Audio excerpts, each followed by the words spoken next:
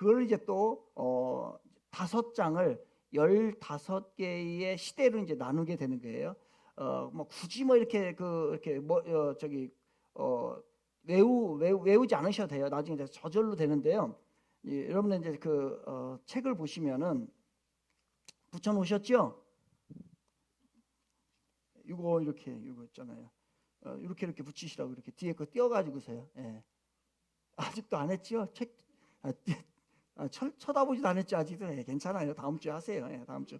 어차피 뭐 이거 관심도 없어가지고 외울 것도 아니고 별 관심도 없죠. 봐봐요. 저 공부 잘하는 우등생을 했죠? 예, 박영희 우등생 했어요, 안 했어요? 예, 한번 보여주세요. 예. 공부 잘하는 사람 해. 봐봐요. 어디 하여튼간 내가 진짜 아유. 하여튼 뭐 어디다 붙였어요? 예? 예, 하여튼 뭐 잘 붙이세요. 또 그게 이게 눈이 배꼽 밑에 가 있으면 되겠습니까? 이걸 눈이 여기에 붙어야지. 배꼽 밑에 간다는데 그러면 안 돼요. 잘 보시고서 성경 15시대 옆에 붙이는 건데, 그건 이제 여러분의 그림을 보세요. 여러분의 그림. 이거 안 붙인 분들은 뒤에 그림 있죠? 이 뒤에 이렇게 뒤에 가시면은 띄는 데가 있어요. 그것을 띄시면 돼. 이게 본사님 빨리 오세요. 지난주 나는 안 오셔가지고 난 시집간 줄 알았잖아요. 그래가지고 깜짝 놀랐잖아요. 그랬더니 아니 시집간 게 아니라 이사를 갔다고 하더라고요. 이사를. 보겠습니다. 이제 맨 처음에 이제 15시대를 나누는 거예요. 15시대. 성경 이제 자주 보셔야 돼. 자주. 거기다 밑에다 쓰세요. 이거 이렇게 이거 밑에 쓰세요. 쓰셨죠? 맨 처음에 무슨 시대라고요? 창조 시대. 그리고 아니 족자 순서대로 헷갈리면 안 돼. 헷갈리면 창조 시대 그리고 족장 시대 그리고 노예 시대 그리고요 출애굽 및 정복 시대 그리고요 사사 시대 그리고 왕국 시대 그리고 북이스라엘 멸망 시대 남유다 멸망 시대 포로 시대 포로 귀환 시대. 그렇게 됩니다. 그러니까 하나님께서 창조를 하셨어요. 이 세상을 하나님께서 창조를 하셔서 이 아브라함을 통해 가지고서 새로운 민족을 이루잖아요. 새로운 민족을 이루게 됩니다. 그러니까 앞에 거는 이제 창조 세계 1장부터 11장까지 창조 이야기를 하고, 그리고 나서 아직까지 나라가 형성이 안 된 거예요. 뭐 어떤 씨족, 부족 그런 이제 개념입니다. 그래서 아브라함을 다시 부르셔서 아브라함의 아들이 누구죠? 이제 4대 족장이 나오잖아요. 아브라함을 통해서 처음 시작하는데 아브라함 또 그 다음에 이삭 그리고 야곱 그리고 요셉은 이제 12아들 중에서 11번째죠. 그렇게 됩니다. 다시 창조시대, 이제 하나님께 창조하셨는데 타락을 했잖아요. 그래서 다시 아브라함을 통해서 믿음의 계보를 다시 만드는 거예요. 다시 만드는 것이 12장부터 되는데 그 족장이, 그걸 이제 뭐라고 한다고? 족장. 다시 시작. 족장. 추장 아니에요? 추장 아니고 족장입니다. 다시 족장. 시작. 족장인데 그 당시에 네 명의 이제 큰 족장인 거죠. 그게 이제 그 창세기 후반부 12장부터 50장까지의 주류를 이루는 거예요. 4명 족장 얘기합니다. 시작. 아브라함, 이삭, 야곱, 요셉. 다시 시작. 아브라함, 야곱, 요셉. 이게 이제 4대 족장이에요. 4대 족장을 통해 가지고서 이제 하나님의 뜻을 이루어 가는데, 이제 요셉이 이제 야곱이 다른 그 형제들보다도 자기 다른 아들들보다도 요셉을 너무 편애를 하는 거예요. 요셉을 편애를 하다 보니까 요셉 형들이 시기하잖아요. 그래서 요셉을 상인들에게 팔아버렸어요. 그래서 요셉이 어느 나라로 팔려갔어요? 애굽이죠. 지금으로 말하면 이집트죠. 이집트로 팔려갔어요. 팔려갔는데 워낙 성실해요. 워낙 성실하고 워낙 자기 관리를 잘해요.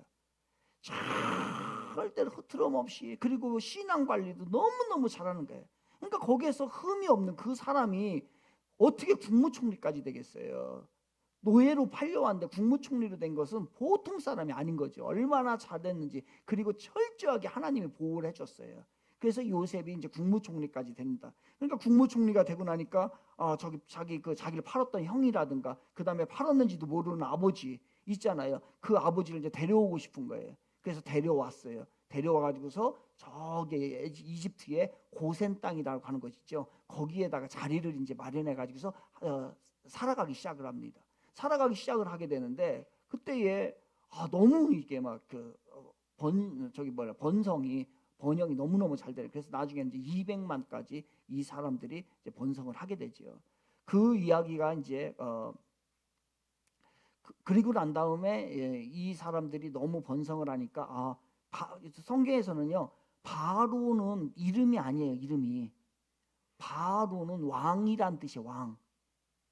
왕. 그러니까 우리나라 대통령 하면 대통령이죠. 그러니까 대통령이란 뜻이에요. 그러니까 대통령 중에서 문재인도 있고, 그다음에 뭐 누구야 박근혜도 있고, 뭐 이렇게 대통령 있는 거잖아요. 그러니까 무슨 이름이 있고 바로 이렇게 되는 거예요. 그러니까 바로는 한 사람의 이름이 아니라고요. 직함을 말하는 거예요. 그래서 또 이제 보면 여기 꽃마름 있는데, 꽃마름 밑에 있는데 저기 있잖아요. 꽃마름 밑에 있는데 보면은 그 미용실 중에 하나가 파라오 미용실 있어요. 파라오 미용실 있죠. 그 파라오는 이제 영어로 이 바로를 파라오라고 그래요. 그러니까 바로나 파라오나 똑같은 말이에요. 그래서 선주교 번역된 공동 번역은 파라오로 돼 있고, 우리는 이제 바로를 이렇게 쓰게 되는데요. 일반적으로 이제 파라오도 많이 쓰긴 합니다. 그래서 바로나 파라오나 똑같은 말이에요. 그거는 이제 그 왕이다는 거예요. 대통령이다라고 얘기를 하는 거예요. 그래서 그 당시 이제 그 바로가 이렇게 보니까 너무 이제 성장을 하는 거예요. 그래서 안 되겠다 싶어가지고서 그 사람들 이제 노예로 이제 힘들게 하게 되죠. 그래서 바로 창조 시대 끝나고 난 다음에 족장 시대 나온 다음에 그 다음에 무슨 시대예요? 노예 시대로 가게 되는 거죠. 그래서 노예 시대로 갔는데 이 사람들이 아무리 핍박을 해도 이 사람들이 줄어들지가 않는 거예요. 그래서 이 사람 이제 모세를 시켜서 이 이스라엘 백성들을 출애굽을 시키죠. 그래서 이제 출애굽을 하게 되는 거예요. 출애굽을 하고 난 다음에 이제 가나안 땅에 들어가게 되고, 가나안 땅에 들어갈 때까지만 해도 왕이 있어요, 없어요? 아직까지 나라가 형성이 안 된 거잖아요. 그러니까 왕이 없어요. 왕이 없기 때문에 그때마다 어떠한 대리 통치자를 세우는 거예요. 왕이 없어요, 아직까지. 왕이 없어서 대리 통치자를 뭐라고 한다고요? 사사라고 그래. 사사. 다 같이 시작. 사사. 그러니까 가나안 땅에 들어갔는데 아직 나라가 형성이 안 돼 있다고요. 나라가 형성이 안 돼 있어가지고 그때마다 사사를 보내는데, 그때에 활동했던 사사가 몇 명이냐면 14명이에요. 아직 몇 명이라고요? 14명이에요. 14명인데 사사기에 등장하는 사사는 12명이에요. 그리고 이제 사무엘에 2명이 등장하는데 그게 누구냐면 엘리 제사장 있죠. 엘리 제사장하고, 그리고 사사 마지막 제사장이면서 사사했던 사람이 누구냐면, 그렇죠, 사무엘이에요. 사무엘이 마지막 사사이면서 제사장이었던 거예요. 그러니까 왜 사사라고 그래요? 왜 사사라고 그래요? 사사 시대는 우리들이 말하는 왕이 없고 임시로 그때마다 대리 통치자를 세운 거, 이게 뭐라고요? 무슨 시대라고요? 사사 시대예요. 그런데 이제 이스라엘의 첫 대왕이 누굽니까? 사울 왕이잖아, 그죠? 사울 왕인데 사울 왕을 누가 세워요? 사무엘이 세우잖아, 그죠? 그러니까 지금 사무엘도 뭐라고 할 수 있어요? 사사. 왜냐면 아직 사울 왕이 안 됐으니까. 그래서 이스라엘의 마지막 사사는 누구라고요? 사무엘이에요. 그러니까 요 시대가 바로 무슨 시대냐면 사사 시대예요. 가나안 땅에 들어갔는데 아직까지 왕은 형성이 돼 있지 않았다. 그래서 그때마다 통치자를 보내준 것이 누구냐면 사사라는 거예요. 저지먼트라는 거예요. 저지먼트. 그래서 심판한다는 거예요. 어떤 통치를 한다는 거예요. 그리고 이제 그랬는데 이제 가잖아요. 그리고 나서 이제 왕이 세워져요. 이제 왕을 세워달라고 하잖아요. 그 왕을 세우는 왕이 세워진 시대를 무슨 시대라고 한다고요? 왕국 시대. 이제 왕이 시작된 거예요. 그래서 그 일대 이스라엘의 일대 왕이 누구라고요? 사울이에요. 2대 왕은 다윗이야. 3대 왕은 솔로몬이에요. 그래서 이게 왕국 시대예요. 그래서 왕국 시대가 진행되는데 사울은 약 BC 1020년부터 1010년까지 통치를 해요. 그러니까 약 몇 년을 통치하냐면 10년밖에 통치를 못해요. 그 잘난 인물이. 사울왕은 잘난 인물입니다. 성경에 잘난 인물을 몇 명을 뽑으라고 하면 그 사람 중에 한 사람이 사울왕이에요. 베냐민 지파의 사울왕이에요. 그런데 이 사람이 폐위를 당하잖아요. 죽잖아요. 왜냐하면 10년밖에 못해요. 그리고 나서 이제 유다 지파의 왕이 다시 등장을 하죠. 그게 누구예요? 다윗이에요. 2대 왕이 다윗이에요. 다윗이고 그리고 나서 그 다음 왕이 누구죠? 그 아들 다윗의 왕이 솔로몬이에요. 여기까지가 무슨 시대냐면 왕국 시대예요. 어디서부터? 이 3대까지. 1대는 누구라고요? 사울, 2대는 다윗, 3대는 솔로몬까지예요. 그런데 왜 여기까지 왕국 시대라 했냐면 솔로몬이 그 이후에 어떻게 합니까? 정치를 너무너무 잘했어요. 너무 똑똑하고. 그런데 나중에 이제 여자들을 많이 데려오는 바람에 여자가 데려왔을 때에 우상이 들어오잖아요. 그래서 그 이후로 두 개로 쪼개진다 이거예요. 그래서 여기서는 왕국 시대였었는데 이제 그 다음에는 아들하고 신하 여로보암하고 르호보암으로 나눠지는 시대예요. 그래서 나눠지는 시대를 무슨 시대라고요? 분열왕국. 그렇죠. 왕국에서 분열왕국이 시작이 되는 거예요. 분열왕국이 시작이 되는데 이제 북쪽은 몇 지파? 12지파 중에서 몇 지파요? 10지파. 다시 몇 지파요? 10지파. 더 많아요 이쪽이요. 그리고 이쪽은 무슨 지파요? 몇 지파? 2지파죠. 12지파 중에서 2개니까. 그래서 여기는 남유다, 위에는 북이스라엘로 2개로 나눠지게 되는 거예요. 그런데 19명의 왕 중에서 북이스라엘은 19명이 200년간 통치를 합니다. 200년간 통치를 하는데 19명 중에서 한 사람도 선한 왕이 없다. 남유다는 340년 정도 통치를 해요. 한 340년 정도 통치를 하게 되는데 340년 중에서 20명의 왕이 등장을 합니다. 20명의 왕이 등장하는데 그 중에 선한 왕이라고 할 수 있는 사람, 뭐 조금 경계선에 있는 사람들도 있지만 그 사람 몇 명이냐면요, 20명 중에 8명 정도로 봐요.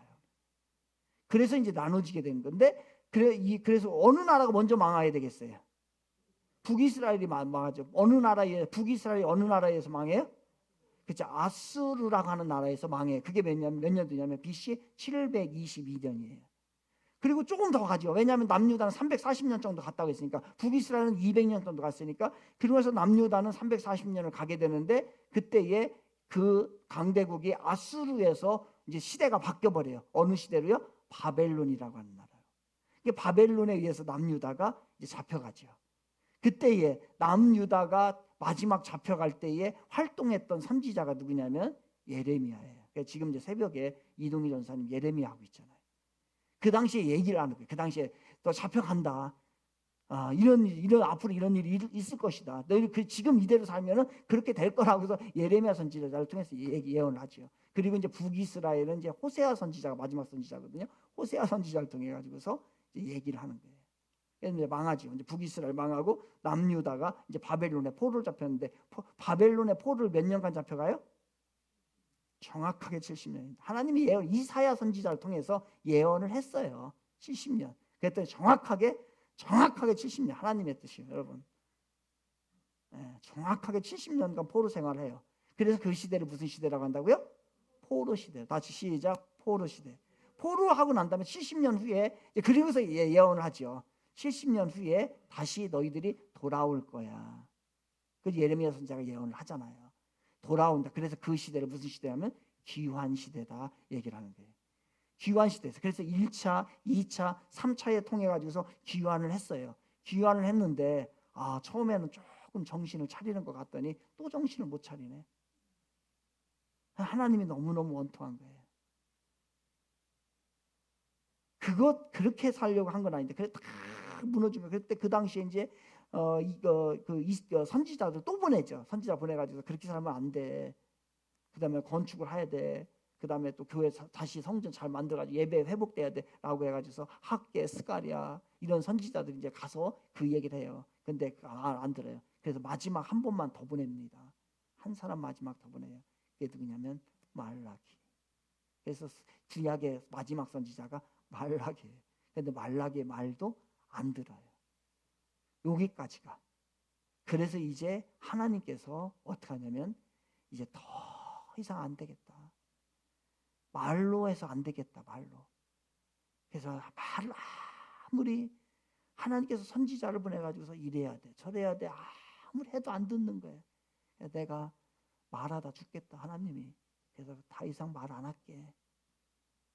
침묵이에요, 침묵. 여러분, 침묵이 얼마나 무서운 건지 알죠? 하나님이 딱 손을 떼버리는 거예요.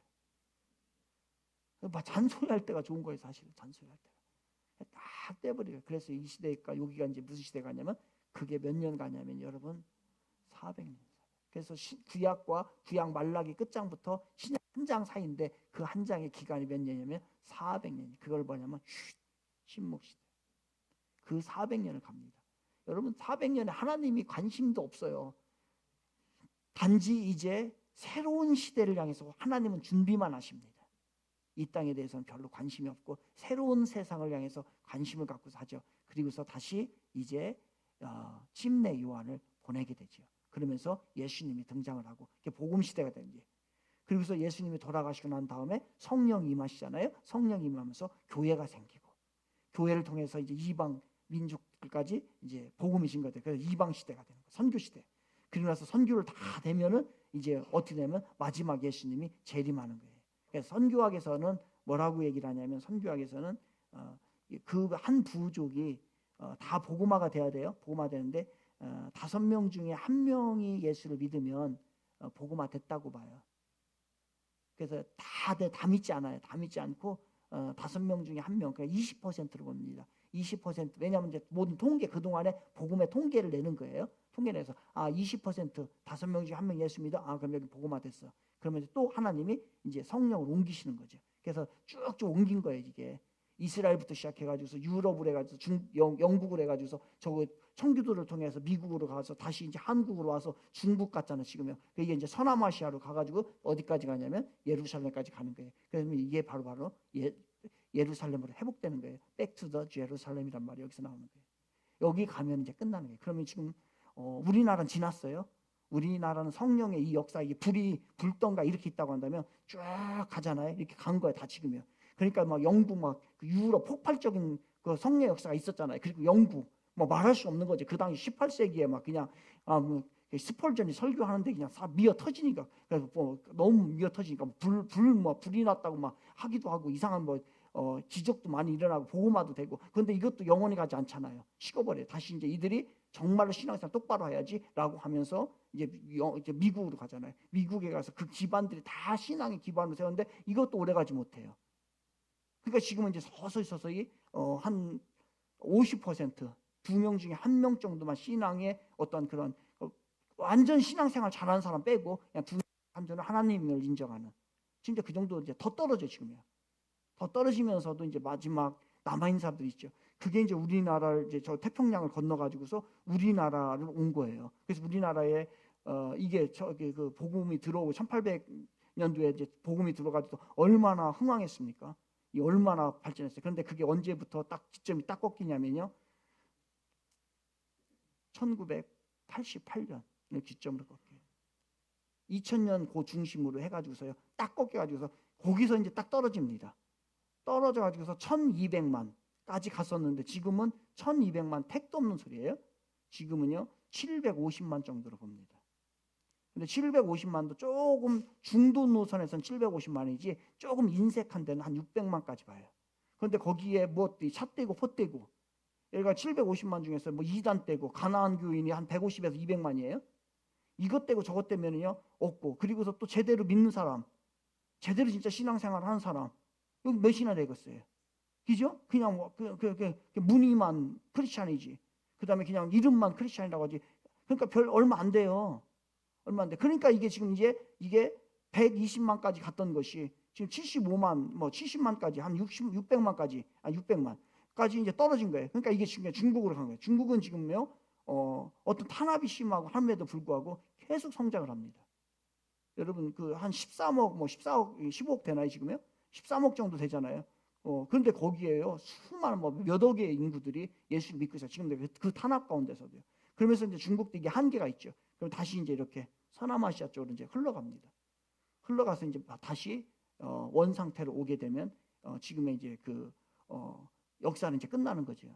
그래서 지금의 그 예수님의 이 타임 테이블을 보는 거예요. 타임 테이블은 얼마 안 남았어요. 그러니까 이렇게 쭉쭉 이렇게 가. 그래서 제가 이제 쓰는 아이디 중에서 하나가 5분 전 12시. 제가 이 아이디를 쓰거든요. 어느 5분 전 12시 뭐냐면 지금 제가 생각하기에는 12시에 이제 끝나는 거예요. 12시에 예수님 오시는 거예요. 그런데 5분 전 정도 남았다 라고 생각을 하는 거예요. 그러니까 여러 가지 징조라든지 사회적인 현상이라든지 인간들의 그 삶의 모습이라든지 봐서는 그렇게 오래 남지 않다고. 그런데 오래 남지 않은 게 중요한 게 아니고요. 이제 신앙생활 하기가 어렵다 이거예요. 왜냐면 마지막 시대이기 때문에. 그래서 여러분 자녀 지금 이 상태로 놔두면 자녀들 예수 안 믿습니다. 다른 얘기로 하면 어떻게 한다는 거예요? 내가 그 새끼 낳아서 지옥 보낸다는 얘기예요. 이건 있을 수 없는 일입니다. 다른 건 아무리 부족해도 괜찮아요. 그런데 자식 낳아가지고 지옥 보내는 건 안 됩니다. 최소한 제가 자주 하는 얘기 있잖아요. 최소한 지옥은 가지 말자. 이 땅에 거지로 살아도 괜찮아요. 예수만 믿으세요. 그게 우리들의 성공한 거예요. 그런데 아무리 이 세상에 화려하게 살아도 지옥 가면 큰일입니다. 물론 이제 구원을 받고 난 후에 잘 살아야지. 우리가 잘 살아야 되는 건 맞지요. 근데 그건 두 번째. 일단은 구원을 받고 봐야 될 거예요. 그죠? 일단은 살아남고 봐야 되잖아요. 그게 이제 지금의 급선무예요. 그래서 여러분 지금은 이게 문이 상당히 이제 점점 이렇게 어떻게 되냐면 들어가는 문이 이렇게 지금 계속 좁혀지고 있다고 보면 돼요. 옛날 같지 않아요. 여러분 생각을 해가지고서 나는 그냥 어른 안 믿다가 그냥 어떻게 해가지고서 오늘 얘가 예수 잘 믿고 있기 때문에 괜찮겠지. 이게 아니라니까. 지금 이게 이렇게 점점 좁아지고 있는 거예요. 여러분 어디에 취직을 하는데 2대 1하고 200대 1하고 이렇게 똑같아요? 지금은 옛날에는 2대 1이었다면 지금 200대 1도 안 된다는 거예요. 더 심하다는 거예요. 그러니까 그걸 위해서 우리가 애를 쓰셔야 돼요. 그래서 오늘 새벽에도 제가 설교를 하면서 이제 그런 얘기 좀 했었는데요. 그런 모습으로 가야 됩니다. 이게 이제 전체적인 지금 성경을 다 이야기한 거예요. 이야기하면서 15챕터로 나누잖아요. 15챕터로 나누면서 여러분이 아는 거 얘기잖아요. 그래서 사사시대와 사사시대의 이야기가 또 무슨 성경이 어디냐면 룻기는 사사시대 이야기예요. 그러니까 그러면은 사사시대를 이야기하면서 그때 왕이 없었대. 근데 그 대통치자를 해가지고 이런 일들이 있었대. 근데 그때의 아름다운 사건, 그 어려운 가운데서도 사사시대에 일어났던 정말 하나님의 아름다운 신앙의 이야기가 바로 룻기예요. 그러면 거기다가 삽입을 해가지고서 룻기 얘기를 해주는 거예요.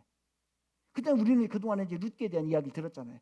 집에 가가지고서 여러분 잠이 안 올 때 멀쩡멀쩡 들고서 해가지고서 그냥 왔다 갔다 하고 불이나 켰다 껐다 하지 마시고 이거 이제 한번 처음부터 배운 거 창조 시대부터 바로 재림 시대까지 한번 해보세요. 안 되면요 이렇게 메모장을 해놓고서라도 사진 아니면 찍어가지고 핸드폰에다 해서 이렇게 놓고서 이렇게 주무신다가 그래서 계속해서 하나님 역사가 어떻게 흘러가는가 그리고 지금 우리의 어느 위치에 와 있는가 그런 것을 이야기를 하는 거죠. 요게 이제 그 이야기를 쭉 하는 겁니다. 대략적으로 봤고요. 창조시대, 다시 창조시대 시작. 창조시대는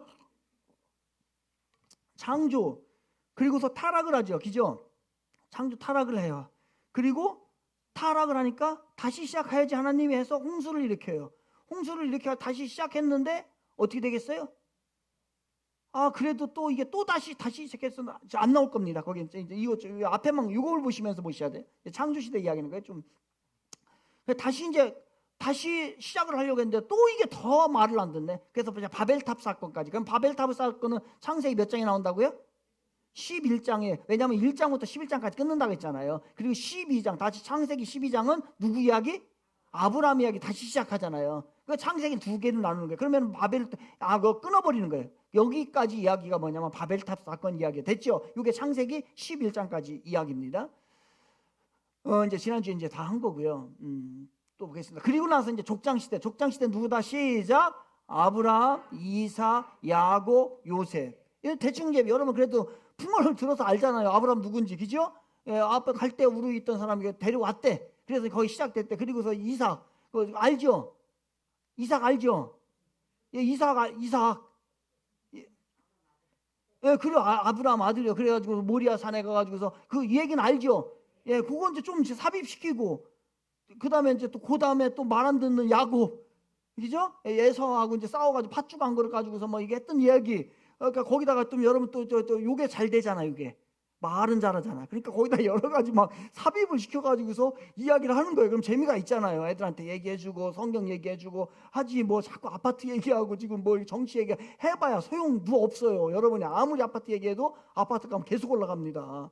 그죠? 그러니까 그런 얘기 하지 말고 이런 얘기 이제 사람 붙잡고 이제 하고 잠 안 오면은 깨워 옆에 사람 깨워가지고서 부인 깨워가지고 성경 이야기 들어봐야 하고 그리고 난 다음에 누구 요셉, 그죠? 이 요셉 정말 채색 옷을 입고 그 저기 편애를 받았던 그 요셉 이야기. 이게 어디 이야기라고요? 족장 이야기. 예. 그리고 난 다음에 노예 시대는 이제 노예 생활을 하잖아요, 그죠? 너무 많이 늘어나니까 이스라엘 백성 너무 많이 늘어나니까 안 되겠다 싶은 거예요. 그래서 이제 완전히 막 그냥 박해하고 식민 뭐 지배를 하고 노예로 막 취급을 해버리고 그때에 이제 노예 생활이에요.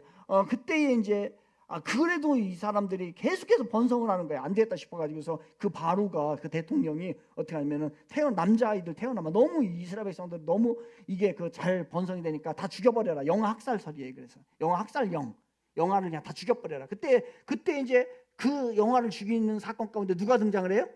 그렇죠. 모세가 이제 등장을 하죠. 그런데 모세가 극적으로 구원을 받게 되고 극적으로 바로의 그 공주의 그 양자로 들어가게 되고 극적으로 또 사람 죽였다가 살아나게 되고 도망가고 그러다가 다시 또 그 떨기나무에서 하나님이 또 부르셔가지고서 이스라엘 백성들을 끌어내라고 지도자로 세우고 가가지고서 무슨 얘기한 거예요?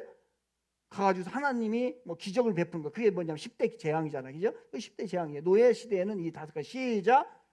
노예 생활, 영아 학살, 모세 소명, 10대 재앙. 됐죠? 이게 지금 요까지 세 번째까지 노예 시까지 창세기부터 시작. 창조 시대부터 시작. 창조 시대 무슨 애 시작. 창조, 타락, 홍수, 바벨탑. 야, 여기까지만 해서 잘한 거예요. 15개 중에 하나 외웠는데 너무너무 잘한 거예요. 두 번째까지 한번 가볼까요? 조금 더 기억을 잡아서. 그 다음 두 번째는 뭐죠? 족장시대 누구 시작? 아브라함, 이삭, 야곱, 요셉. 야, 훌륭해요. 세 번째 이제 그 노예시대 시작. 노예생활, 영아학살, 모세 소명, 10대 재앙. 이게 나오는 게 이제 노예시대예요. 그러고 나서 이제 하나님께서는 이스라엘 백성들을 출애굽을 시켜서 어디까지 가는 거예요? 가나안 땅까지 가게끔 하는 사건이 네 번째 사건이에요. 그래서 출애굽 및 정복 시대인데요. 그때에 살려주잖아요. 다 죽이겠다. 이집트에 있는 사람은 다 죽이겠다. 안 되겠다. 이게 다. 그때에 살 수 있는 방법 암호를 하나 딱 주죠. 그 암호를 지키는 거예요. 순례를 하고 지키는 거예요. 그래서 이 문설주가 있다. 거기다가 1년 된 순양이나 순염수의 피를 발라. 그러면은 네가 내 말을 순종한 줄 알고 여기는 정말 나의 백성인 줄 알고서 넘어갈게. 그게 뭐냐면 넘을 해서 유월, 영어로는 패스 오버. 패스하는데 오버 이렇게 넘어갔다 이거예요. 그래서 유월절이다라고 하는 거예요. 그런데 유월절을 하고 난 후에 이제 이스라엘 백성들이 나간 거 아니에요. 나가서 어디에 이르게 돼요?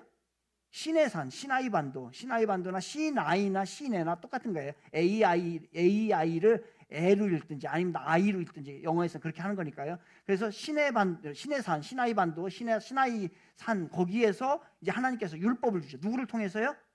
그렇지, 모세를 통해서 율법을 주는 거예요. 그 율법 십계명을 받아오잖아요. 그 사건이 무슨 사건이냐면 율법 사건이에요. 그리고 나서 출애굽을 하고 난 후에 1년 후에 뭐냐면은 성막에 대한 설계도를 줘요, 하나님께서. 그래서 이렇게 져라 해서 1년 후에 성막을 짓는 거예요. 그러니까 이 광야 시대 애굽을 내서 가는 과정 가운데 중요한 사건이 뭐냐면 유월절 사건, 나온 사건이고, 그리고 율법, 그리고 성막 사건이에요. 그러면서 광야 생활을 하는 거죠. 그러니까 광야 생활, 그리고 가나안 안에 들어가는 것까지 됐죠. 여기까지 유월절 시작. 천유월절, 율법과 성막, 광야 생활, 가나안. 그다음 여기까지 외우는 건 오늘 여기까지. 일단은 외우는 건 여기까지. 야, 창조 시대 시작.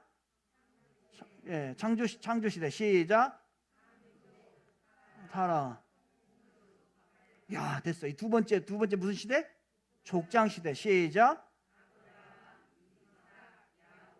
요셉. 마스크 안 썼다고 내 모르는 거 아니에요. 썼다고 다 알아요. 이 움직이는 거. 그리고 막 아무 얘기를 하지 마. 욕하지 말고 여기서 다 알아. 무슨 얘기인지. 이렇게 다 이게 의미 다 알아요. 그다음에 세 번째는 무슨 시대? 노예 시대 시작. 노예 생활, 영아 학살, 모세 소명. 그렇죠. 10대 재앙. 그다음에 네 번째는요? 여기 보시라고요. 시작. 천유월절, 율법과 성막, 광야 생활, 가나안. 이제 다섯 번째로 가는 거예요. 다섯 번째 이제 들어갔어요. 가나안 땅에 들어갔는데 아직 왕이 있다고요, 없다고요?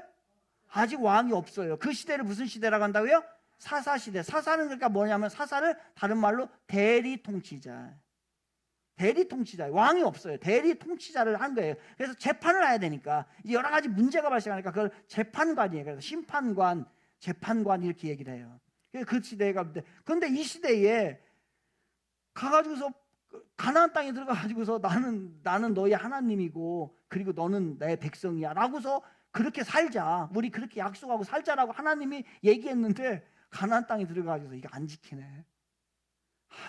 진짜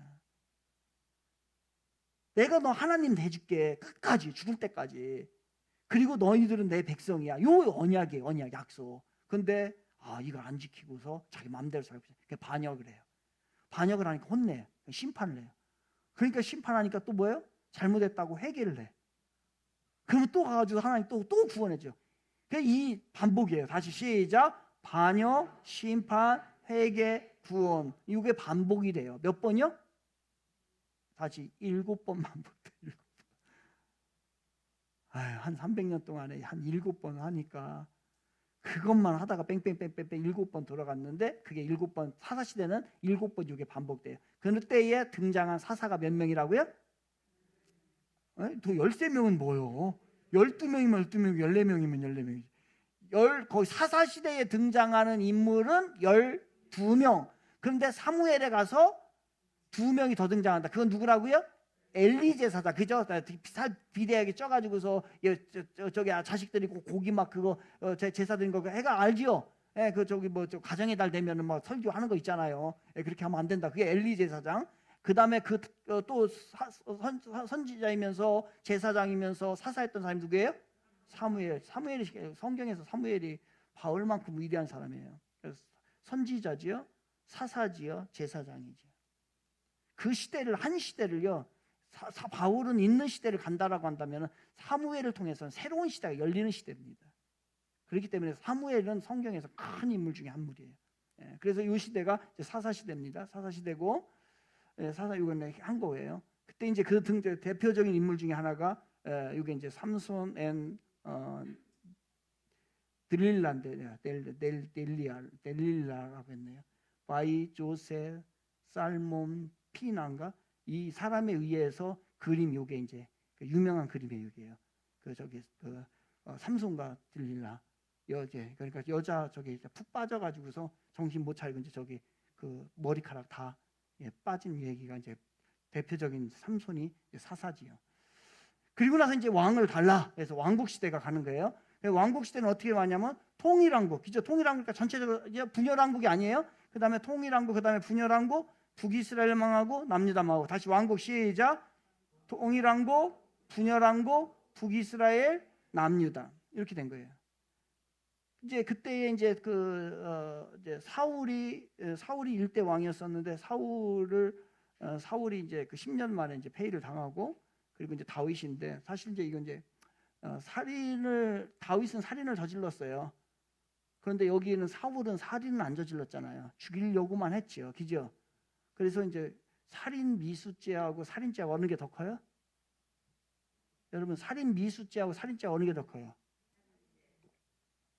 세상으로 보게 되면은 살인죄가 더 크죠. 세상 법에 의하면 살인죄가 더 커요. 그런데 하나님께서는 어떻게 취급합니까? 똑같이 취급을 해요. 똑같이 취급하는데, 아니, 어떻게 말하면 살인 미수죄를 더 크게 취급했어요. 왜요?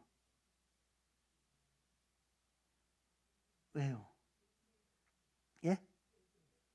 회개. 그렇죠. 회개했기 때문에 그래요. 회개했어요. 그걸 뭐라고 하냐면 그러면 어떻게 정리를 해야 되냐면, 살인 미수죄가 더 크게 취급하고 살인죄를 더 작게 취급했어요. 그거는 그 죄를 짓고 난 후에 태도예요. 태도.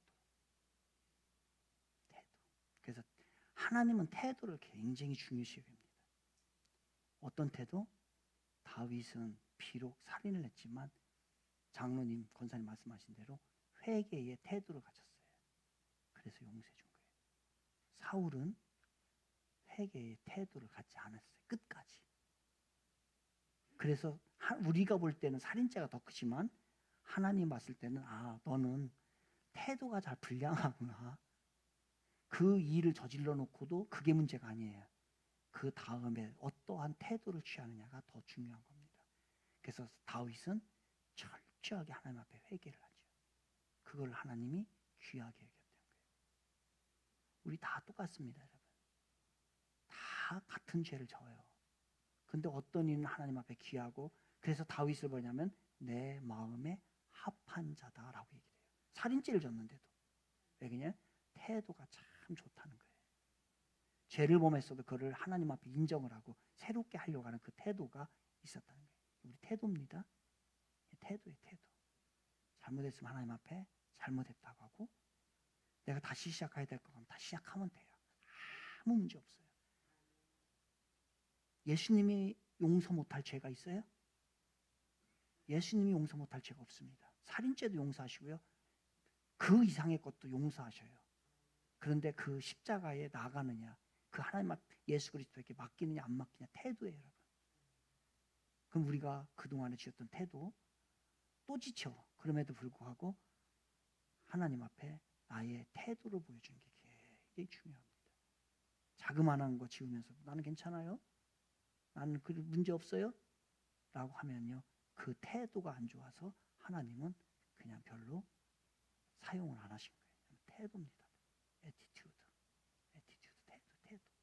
태도가 중요해요. 신앙의 태도. 잘못해도 괜찮을 줄 보면. 근데 그 마음속에 정말로 주님을 주님으로 인정을 하고, 그리고 내가 다시 넘어져서 다시 일어설 수 있는 그 하나님 앞에 엎드리는 거, 그 태도만 있으면요, 우리는 또 설고 또 쓰고 또 쓸 수가 있어요.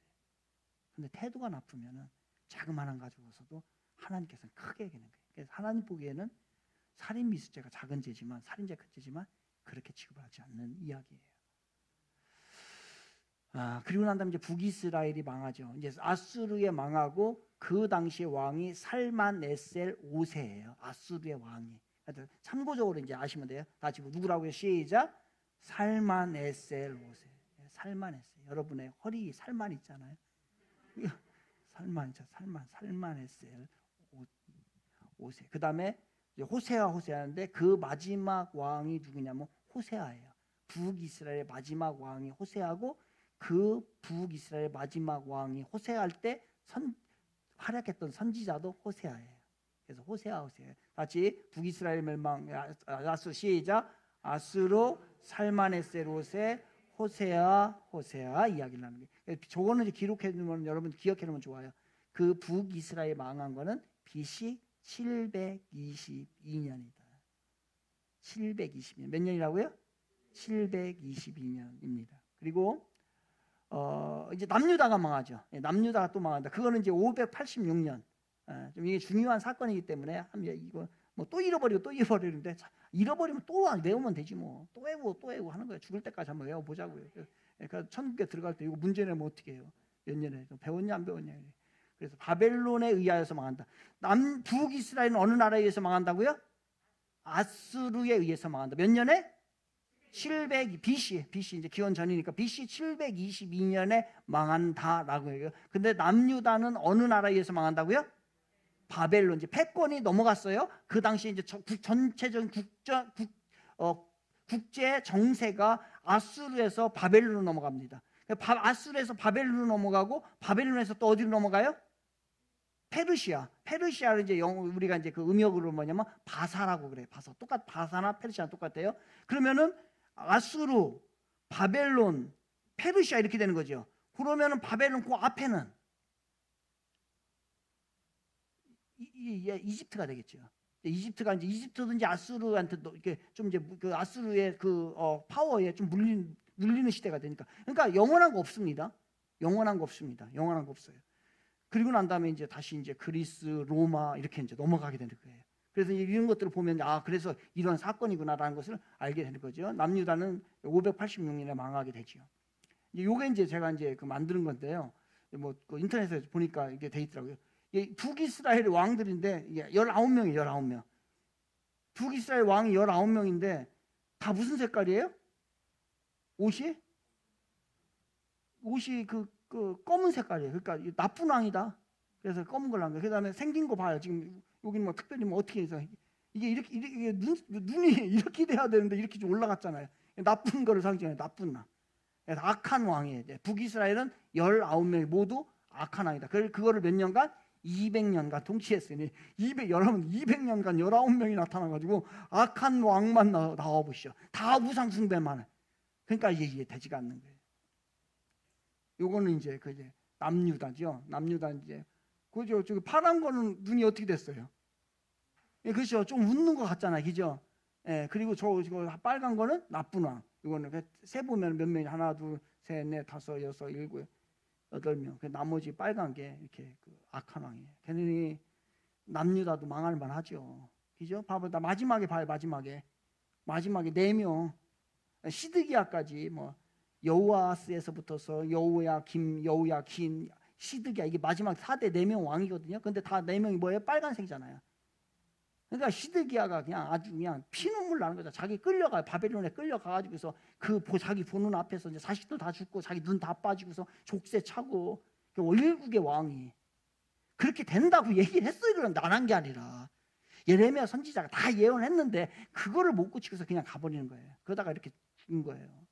이게 이제 남유다의 이야기예요. 그리고서 이제 포로 시대가 되죠. 포로 시대에 어느 나라에서 포로를 잡혀간다고요? 바벨론에 의해서 포로가 잡혀. 몇 년간? 70년간 포로 생활한다. 근데 그때에 몇 차례에 걸쳐서 포로를 잡아간다고요? 예? 여기 3차에. 3차에 걸쳐서 포로를 잡혀요. 그래서 첫 번째는 어떤 사람이? 왕족과 귀족이 1차. 그죠? 그 다음에 두 번째는요? 중산층. 그리고 세 번째는 3차는 여러분 빼고 우리 빼고 이렇게 가난하고 못나고 이런 사람들만 다 남겨놓은 거예요. 그리고서 나머지 이제 쓸만한 마지막 쓸만한 세 번째 빼고서 다 가져간 거예요. 그래서 이게 이제 1차, 2차에 3차에서 포로 시대가 됩니다. 그리고 난 다음에 이제 다 넘어가야 되는데 그리고 이제 포로 귀환을 하죠.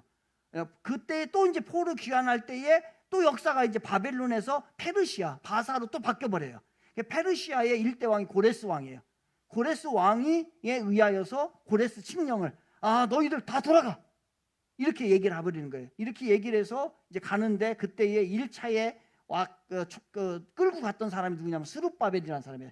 2차는 이제 에스라, 3차는 느헤미야. 그래서 지금 새벽에 제가 느헤미야 좀 강의하고 있죠. 이제 다 끝났어요. 오늘 내일 11장, 12장, 13장 하면 끝나는데 다 성벽 건축하고서 나머지 이제 뒷이야기를 좀 하고 있는 거거든요. 지금요. 그리고 성전과 성벽을 재건하는 이것이 포로 귀환을 해서 이루어지는 일입니다. 여기까지가 이제 구약의 이야기예요. 그러면은 여기서 이제 하나만 짚고서 갑시다. 북 이스라엘은 어느 나라에 의해서 망했다고요? 아수르라고 하는 나라에 의해서 망하게 돼요. 그런데 아수르는 그 당시 세계의 강국입니다. 강국인데 아수르가 자기네의 그 파워를 견고하게 하기 위해서 정책을 썼는데 무슨 정책을 썼냐면 혼합 정책 썼다니까요. 그러니까 혼합 정책을 쓴 거예요. 피를 막 섞어버리는 거예요. 이걸 이제 아수르가 써요. 어떻게 하냐면요. 이 나라를 이제 자기 이제 주위에 있는 한 나라를 점령을 하잖아요. 점령을 하면 자기네 민족을요 거기에다 이제 갖다 넣어버립니다. 넣어가지고 다 이제 혼혈을 해가지고서 저기를 시키는 거예요. 같이 결혼을 시켜버려요. 의도적으로. 그러니까 이게 이제 피가 이게 막 잡탕이 돼버리는 거야. 잡탕이. 이걸 쓴 것이 뭐냐면요. 아수르가 취했던 정책이에요. 그리고 나서 이제 그러니까 이제 예루살렘에 있던 사람들이 사마리아에 북이스라엘 사마리아 수도 아니에요? 사마리아는 지금 이제 북이스라엘이니까 아수르에게 멸망을 당했잖아요. 그러니까 거기에 누가 들어와 있어요? 아수르 사람이 들어가지고서 앞선 남자들 있잖아요. 다 거기다 집어넣어가지고 여자들 다 결혼시켜버린 거예요. 이 남자들은 막 짐승 같은 남자들은 살판 난 거죠. 여기 막 어디가 다 막 그냥 다 이짓 저짓을 하고 다니는 거예요. 다 자기 하고 싶은 대로 다 하고 막 그 여자들하고 결혼하고 싶은 거 다 했으니까 피가요. 이게 말이 안 되는 거예요. 이게 아주 잡탕이 돼버린 거예요.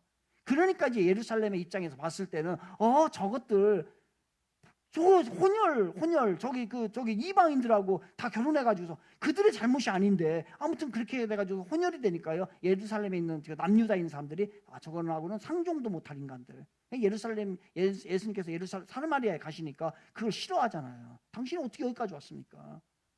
우리 이제 예루살렘 남유다 사람들 우리를 상종도 하지 않는데. 그래서 아수르 정책은 뭐냐면 혼혈 정책이었다. 그리고 난 다음에 아수르가 망하고 난 다음에 다음 패권을 잡은 나라가 어디라고요? 바벨론이에요. 바벨론은 어떤 정책을 폈냐면요, 교육 정책을 핍니다. 그러니까 교육 정책은 뭐냐면 그 나라에 이게 아니구나, 아수르 보니까 이렇게 해서는 안 되겠구나. 그럼 우리나라는 우리가 가는 게 아니라 애들 데려오자. 그래서 바벨론은 거기에 있는 그 주위에서 점령한 나라들의 인재들을 다 불러온. 그래서 1차에 왕족 귀족을 불러온 거예요. 왜? 그 사람들이 참 쓸만할 것 같거든요. 그리고 두 번째, 그다음에 중산층들. 세 번째, 나머지 이제 빼고서 이제 그 사람들을 다 불러서 자기네 나라로 다 흡수를 해버리는 거예요. 그때 이제 잡혀간 사람이 누구예요? 다니엘과 세 친구, 그 다음에 에스라, 느헤미야, 그 다음에 에스더, 모르드게, 이런 사람들이 이제 이제 포로 생활 중에 인재들로 이제 나타나게 되는 거예요. 그들은 이제 하나님께서 또 사용을 하신 거죠. 그리고 나서 바벨론이 이제 망하고 난 다음에 페르시아에 의해서 망하게 돼요. 그럼 페르시아는 어떤 정책을 피냐면, 이거 보니까 예루살렘에 남아있는 사람들 어떤 사람들이에요? 우리와 같은 사람들, 돈도 없지, 이거 내세울 것도 없지, 학력도 없지, 배운 것도 없지, 이런 사람들만 남아있어요. 남아있는데 여기에서 세금을 가져와야 되거든요. 이게 결국은 돈 문제 아니에요, 그죠? 돈을 좀 가져와가지고 자기네들 부강하게 만들어야 되는데, 저 가보니까 우리 같이 돈도 없어, 배운 것도 없어. 가니까 다 그런 사람들이야. 돈이 안 돼. 그 나라에서 돈이 좀 와야 되는데 거기서 농사도 짓고 좀 기술 개발을 해가지고 공장도 세우고 해가지고 그 돈을 좀 가져와야 되는데 이게 돈이 안 되는 거예요. 안 되겠다. 이것도 안 되겠다. 이 정책도. 그러니까 돈이 안 되니까 그러면은 다시 이들을 보내가지고 거기서 일을 하겠지만 해. 그리고 나서 거기서 일을 해서 돈을 벌면 세금을 돈만 가져오면 되지라고 정책을 폈던 게 어느 나라라고요? 페르시아. 그래서 귀환을 시킨 거예요. 이게 정책적으로 이제 아수르는 무슨 정책? 혼합 정책이고요. 그 다음에 바벨론은요? 교육적 끌어들이는 거예요. 인재들 발굴하는 거예요. 그 다음에 페르시아는요? 세금, 돈 정책, 경제 정책을 폈던 거예요. 그래서 이렇게 오게 된 거예요. 그러는 이스라엘 백성들이 와서 보니까 바벨론에 와서 포로 노예 생활을 하니까 이게 그때 말을 들을 걸. 그 얘기가 그 얘기였구나.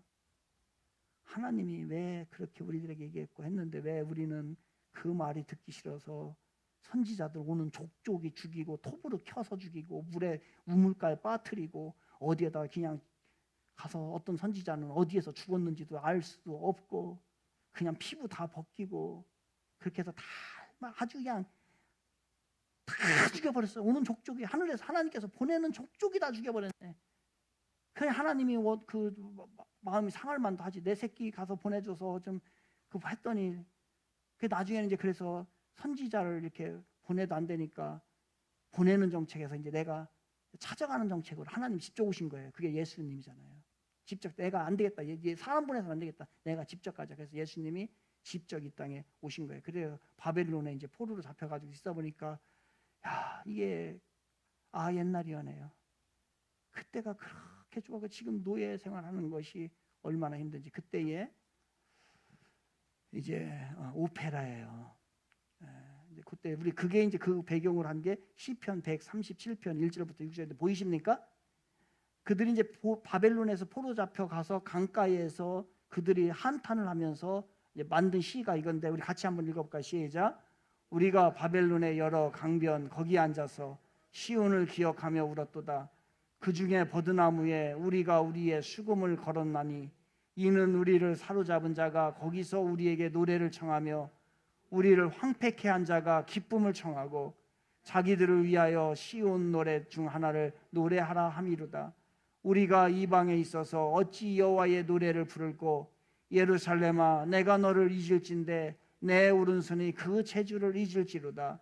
내가 예루살렘을 기억하지 아니하거나 내가 너를 나의 제일 즐거워한 것보다 지나치게 아니할진대 내 혀가 내 입천장을 붙을지로다. 한탄하면서 불렀던 노래인데요. 그게 바로 이제 그거를 오페라로 만든 겁니다. 한번 이거 볼까요? 들어봅시다. 여러분 잘 아는 겁니다. 좀 크게 해서 멋지게 한번 들어봅시다.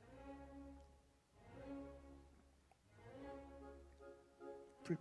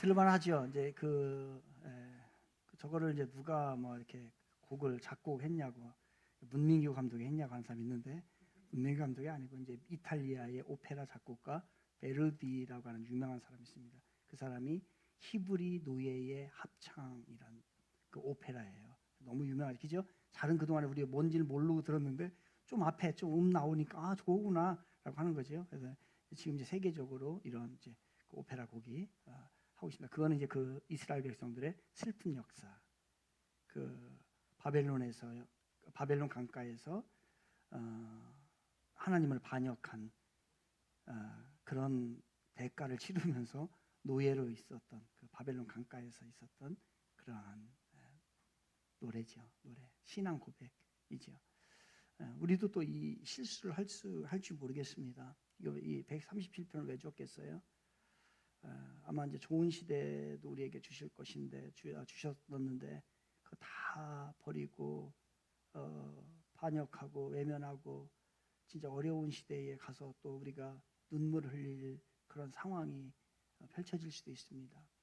아마 그 시점이 곧 우리에게 올 수도 있다라고 봐야 되는 거죠. 그러지 말고 하나님을 섬길 수 있을 때 잘 섬기고 나중에 후회하지 마라라고 하는 마음으로 이제 137편을 또 우리에게 주어서 오늘도 이렇게 하는 거죠. 여러분 최소한 우리가 좀 후회하는 인생은 안 했으면 좋겠다. 좀 후회, 특별히 이제 믿음적인 부분에 있어서는 후회하시면 안 됩니다. 오늘 하루하루 주어진 시간을 최선을 다해서 신앙생활 하세요. 그게 정말 우리들의 영원한 세상에 들어갈 때에 그것이 우리의 평가 기준인 것이고 우리가 하나님을 향한 우리들의 삶인 것이죠. 그러한 인생으로 좀 우리가 더 한 걸음 한 걸음 주님 앞에 좀 부족하지만 그래도 부족하지만 나아가는 저와 여러분이 되었으면 좋겠습니다. 기도할까요? 기도거리가